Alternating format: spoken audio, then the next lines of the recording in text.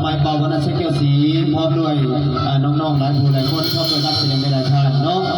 เชียร์พี่น้องมาพบกับทุกน้องๆแดนเซอร์พวกขาขาวนานาวิธีบาลินเนาะเพื่อเป็นการเต้นโชว์ของสเตจเต้นโชว์ของวง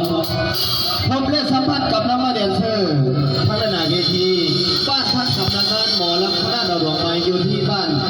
รักหาเมืองพลทองนะห้องมาการปกครองเมืองเนาะนะการปกครองเมืองพลทอง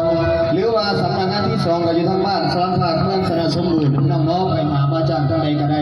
เดี๋ยวแต่สะดวกเนาะตามศรัทธาหรือว่าไปหามาจ้างหรือว่าพอสะดวกก็โทรเอาตามเบอร์พี่น้องเบอร์โทรกับ03049999954เนาะหรือว่าอีกเบอร์นึงกับ02022273111เนาะพี่น้องเนาะเวลาหน้าที่ทำการแสดงมาฮอดถึงกันแล้วบาที่สิพี่น้องมาพบกับทางสเตจเป็นโชว์ของน้องนักเรียนของคณะหมอลำดาวดวงใหม่บ้านวัดเซกสีขอ20,000 บาทประสานเสียงกับมือสดทั่วต่อทางอีนางแบบเชิดจักบาทเนี่ยอีเมน่าวิธีมาเนี่ย